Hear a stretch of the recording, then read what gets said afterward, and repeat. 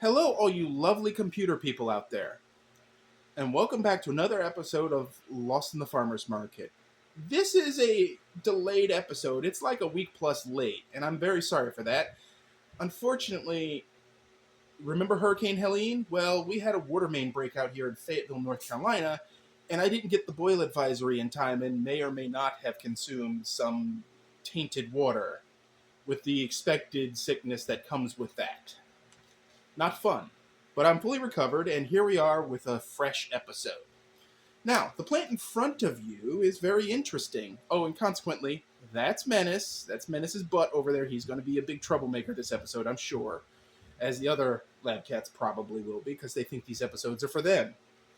I digress. As I said, this plant's scientific name is Eutrochium dubium. Its specific variety is Baby Joe, and with a name like dubium, you'd expect it to be dancing with Michael Jackson in the Smooth Criminal video. Because, Annie, are you okay? Are you okay, Annie? Anyway, its common name is Joe-Pye-weed, which there is a little bit of backstory on that name too. But the name Eupatorium is named for Eupator, who was the first century king of Pontus. Dubium means doubt in Latin. Press X for doubt. Or perhaps dubium. We wonder.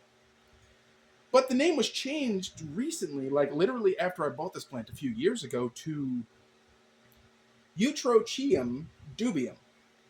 Yeah. And Eutrochium is a combination of two Latin words, EU, which means well, and troche, Troche, which means wheel-like.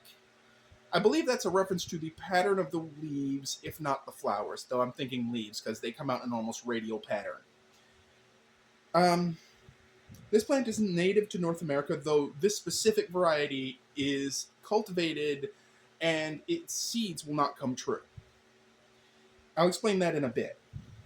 It's hardy in USDA zones 3 through 9, is classified as a deciduous perennial. We are in zone 8B, virtually 9, so we're in its safe grow zone. It prefers a soil pH of 5.5 to 8.5, and its exposure preference is full sun to partial shade. Its height can be 2 to 3 feet, and its width can be 1 to 2 feet. And that leads into the name Baby Joe.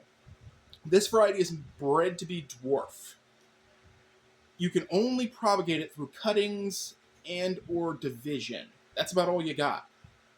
Cloning.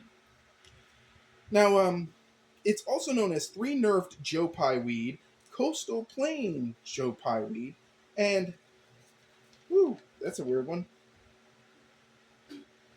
Joe-Pye through, whatever.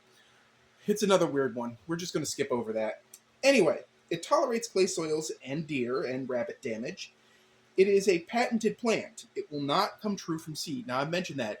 In culture of this plant, to avoid getting its weedy version, you should probably deadhead it. Now, up here in the corner, that's actually a spent flower head. This plant was dug up from a section of the garden it wasn't exactly too happy with. It was growing close to some hardy ageratum, which I've covered in a prior video. Don't mind that noise in the background. The lab cats are hyper for some reason. Apparently they got into the wacky weedus. But anyway, this plant, as I mentioned, should be, deadheaded to avoid it overtaking everything else, and that is, there goes Menace, being a menace to society like he is. Now, interestingly enough, the name Joe-Pye-weed is named for a person, amazingly. I wasn't expecting that. I just figured it was the name they put together. Joe-Pye was a Indian herbalist in the New England area, apparently. Now, it doesn't say if they mean Native American or Asian Indian, but I'm assuming they mean Native American. I'm guessing, really.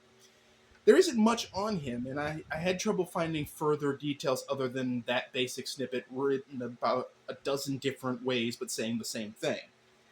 Now, this plant patent was patented. The PP number is 20320, September 15th, 2009. Okay, so that's when Baby Joe got patented.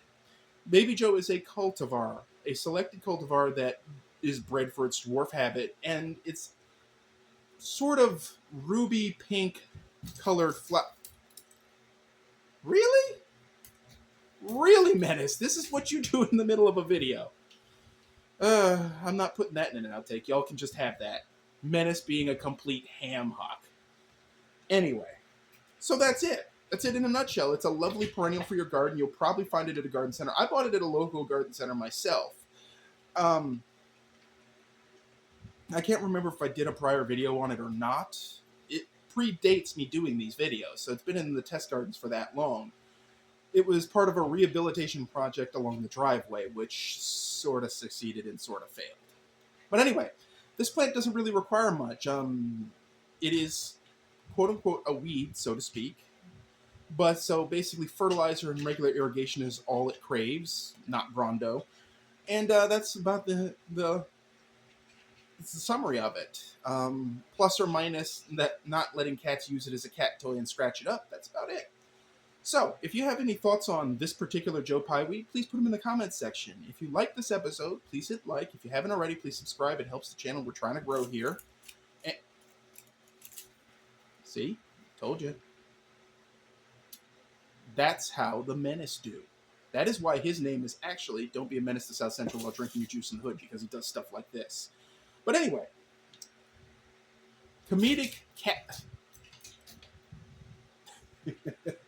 I'm just gonna stop this video before he goes complete Wild Kingdom in here. So, thanks for watching, folks. And as always, keep them growing and keep your cats out of your precious plants. Thank you.